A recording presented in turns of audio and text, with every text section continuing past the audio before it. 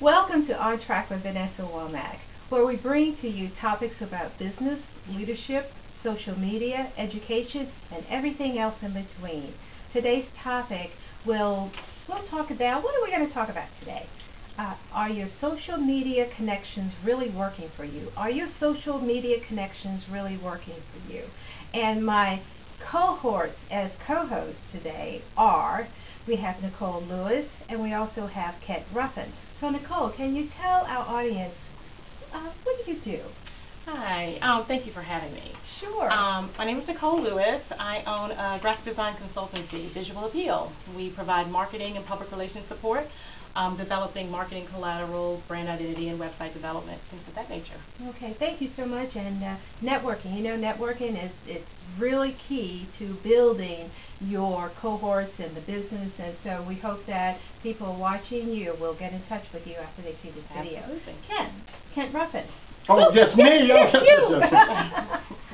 I'm a publisher of Solar Virginia magazine and a marketing consultant to B2B.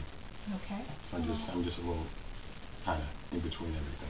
Yes, and Ken and I have our little tentacles in the Richmond community leadership, so yes, networking is definitely where we operate from. Okay, but today's topic, social media. And I know that all of us here are certainly entrenched in social media in so many ways. So the question is, social media, is it really working for you as a business or entrepreneur, or is it working? How does it work? And give us some examples. You don't have to answer all those at once. I think it works if you work it. You have to be dedicated and committed to putting in the time to put some information out there, let people know what you're doing, highlight things, but not only highlight what you're doing, but highlight other things that you have privy to in the community, what your clients are doing, highlight what their successes and things of that nature. But you have to be selective about the tools that you choose. I don't think every social media medium is for everyone, but yeah, you just have to put the time in. Okay, what do you have to say about that, Kent? Me? Yes. Well, social media to me is like a newsletter. You have to first cull the audience that you want to communicate with. It can be very effective if you're just doing chatting, sending notes to people and all that, and then back and forth. It's efficient from the standpoint of keeping up with people because it's electronic and you blast it out and things of that nature. But like everything else, social media to me is like a dictionary. If you use it, great. If you don't use it, it's still there. Right. You can increase your vocabulary using a dictionary. See, I liked it. Anyway, if you don't use the dictionary, you can sort of lose your, some of your facility. And some of your intellectual capacity. Thank you. Even though we are on and we are connected as LinkedIn, and I think even as Facebook, which one do you prefer, LinkedIn or Facebook, when it comes to business? I prefer LinkedIn. Okay. I think that's definitely a more professional setting. Facebook, I'm going to be connected to people I went to high school with, people I went to college with. Yes, there are some advantages in that area, but I'm really focused on more of the business aspect in LinkedIn. Okay. All of these things are really Rolodexes. They're electronic Rolodexes. The nice things about Facebook, LinkedIn, Yahoo, Google, they provide an easy way, a manageable way of keeping information in front of you and allow you to update it in your life. But in the final analysis, it's only a tool. If you can't engage someone, if you can't cause people to be interested in you, all the tools in the world don't do you any good. And that's really what that's why they have social and then media to indicate that it's an electronic piece, but you have to have an interactive conversation with people. Well, it's interesting you say it's social interaction and it's media.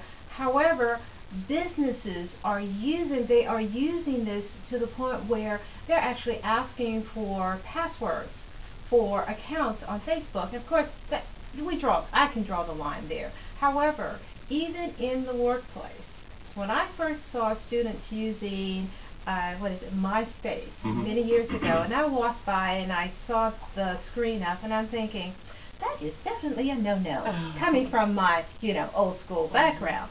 However, that has morphed into, in many places, let's build a business fan page on Facebook. Let's get LinkedIn to other people on Facebook, on LinkedIn, so we can build our professional profile and presence on the internet.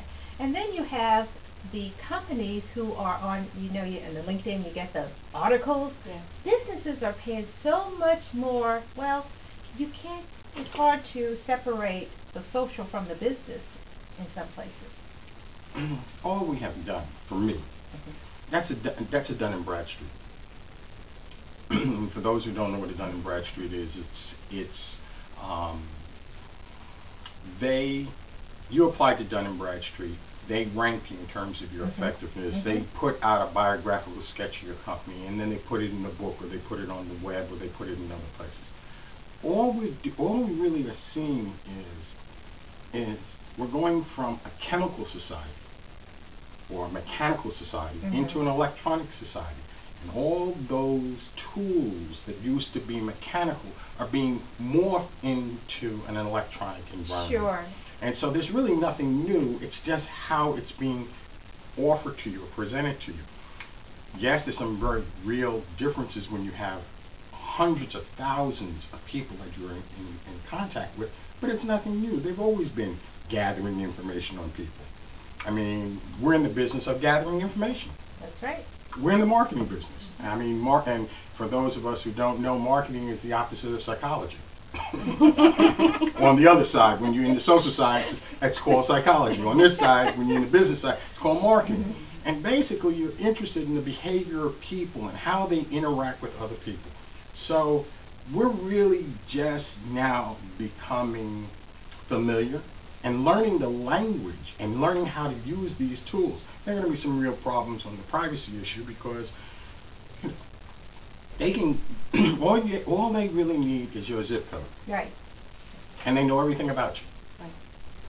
So in those contexts, there are so many indicators that can be utilized to track you down, to find you, identify you, and build a profile for you as to how someone can market to you.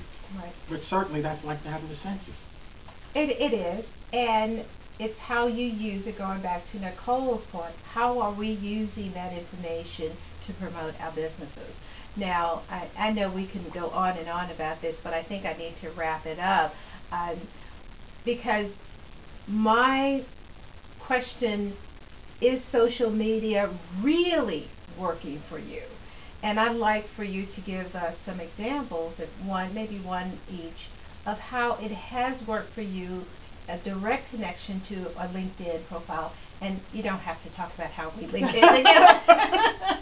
But, where have you reached out in LinkedIn and you've got maybe a client?